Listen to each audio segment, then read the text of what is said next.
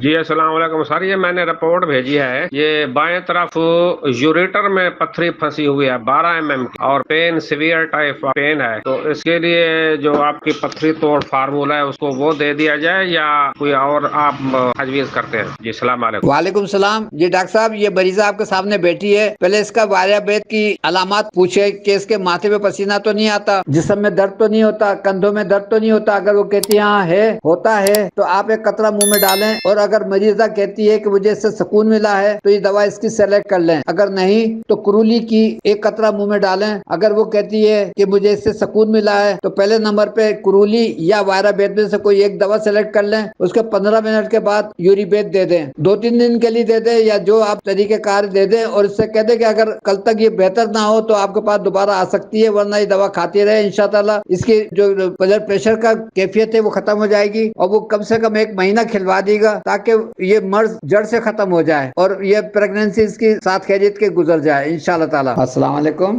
رمضان میں چونکہ پانی کم پیا جاتا ہے تو گردے کے جو مریض ہوتے ہیں ان کے غصے میں اضافہ ہو جاتا ہے، تو ایسے مریضوں کو افطار کے بعد سونے سے پہلے اور سحری میں یوری بیت دے دی جائے تو ان کے گردے کا نظام صحیح ہوتا ہے۔ یوریٹر میں جو یوریٹس بلاک ہو رہے ہوتے ہیں، یوری بیت ڈرین اوپنر کا کام کرتی ہے اور اس سے مریض کو غصہ بالکل نارمل ہو جاتا ہے، ختم ہو جاتا ہے۔ السلام علیکم۔ پیشاب کا یہ مرض آج کل کی بیماریوں میں اس کا بھی شمار ہوتا ہے کہ مریض کو بار بار پیشاب آتا ہے، باتھ روم جاتے جاتے کپڑوں میں نکل جاتا ہے۔ یہ شکایت بچوں میں بھی ہو رہی ہے اور بڑوں میں بھی ہو رہی ہے۔ اس کی پراپر دوا ہے تھوجا 30۔ ہم نے اس کو ہائی پاور میں بھی دی، اس سے ہمیں رزلٹ بالکل نہیں ملے۔ جن بچوں کو دن میں پیشاب بار بار آتا ہے تو وہ رات کو بستر میں بھی کر دیتے ہیں، بڑے چونکہ اٹھ کے کر لیتے ہیں تو ان کا بستر میں نہیں نکلتا، بچے چونکہ اٹھتے نہیں ہیں وہ بستر میں کر دیتے ہیں، والدین پریشان ہوتے ہیں کہ ان کے بچے روز بستر پہ پیشاب کر رہے ہیں۔ ایسے مریضوں کا پیشاب میں جھاگ ہوتے ہیں، اگر وہ کسی کچی جگہ پہ کرے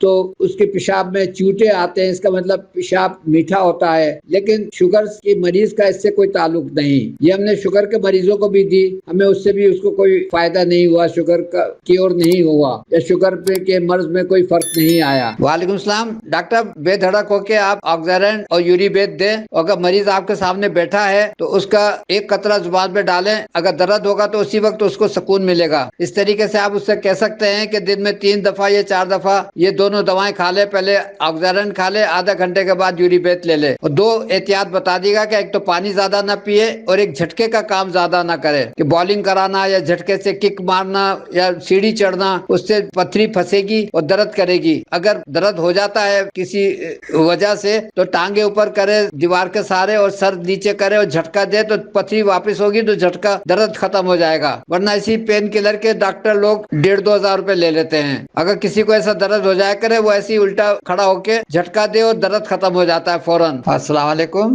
بانی ہومیوپیتھ سر ہانیمن کی برسی کے مناسبت سے میں اتنا ہی کہنا چاہوں گا کہ ان کی بدولت مجھ سمیت تمام ہومیوپیتھ اس سے فیضیاب ہو رہے ہیں۔ انہیں جو سوچ دی، انہیں جو دواؤں کی پروونگ کی، اس سے جو علاماتیں ملی وہ کتابوں میں لکھی گئیں، لیکن ضروری نہیں ہے کہ ہر دوا ہر دور میں کام کرے۔ جس طرح مجھے کچھ دوائیں جو رزلٹ دیتی تھی آج نہیں دے رہی، تقریباً 25 سال سے رسٹاکس مجھے رزلٹ نہیں دے رہی، اس دوا سے میں نزلہ، بخار، چک، موج، پتہ نہیں کتنے، ہر وہ میری ایمرجنسی کی فرسٹ ایڈ کی دوا تھی، اب نہیں رزلٹ مل رہے، تو اب یہ نہیں کہ دوا خراب ہو گئی، ہو سکتا ہے کل پھر رزلٹ دینے لگے۔ اسی طرح جلسیبم سے پہلے رزلٹ ملتے تھے، اب نہیں مل رہے، بخار میں رزلٹ لیتا تھا، یوپیٹوریم پرف سے رزلٹ لیتا تھا، اب نہیں مل رہے مجھے رزلٹ، تو یہ نہیں کہ دوا خراب ہو گئی ہے یا پروونگ اس کی غلط ہوئی ہے، اب یہ کہ اب اس دور میں نہیں کام کر رہی، اس موجودہ وقت میں نہیں کام کر رہی، ہو سکتا ہے کل کام کرنا شروع کر دے۔ تو اب یہ کوئی کہے کہ بھائی انہوں نے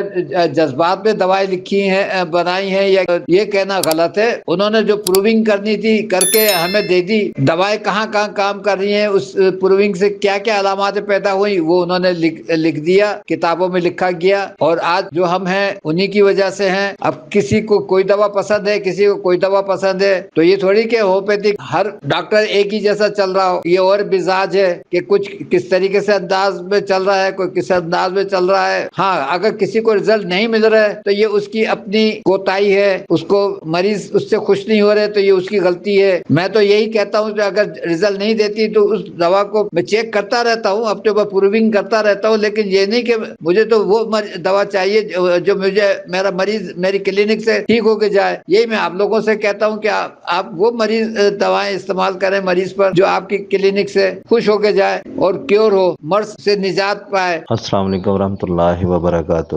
کل ایک مریض میرے پاس آیا اور وہ نا 1 سال سے یورک ایسڈ کا مسئلہ تھا. ان کا یورک ایسڈ 6.2 تھا. وہ نا 1 سال سے ایلوپیتھک میڈیسن کھا رہا تھا، اس کو کوئی افاقہ نہیں ہو رہا تھا. ان کو گھبراہٹ بھی ہوتی تھی اور چکر بھی ہوتے تھے، اور ان کا جو نا ایلوپیتھک دوائیاں کھا کے ان کا جو یورن تھا وہ بھی پیلا آ رہا تھا، اور ان کے نا ہاتھوں کے چھوٹے چھوٹے جو جوڑ ہوتے ہیں نا وہ بھی درد کر رہے تھے. میں نے نا دوائی سلیکٹ کی.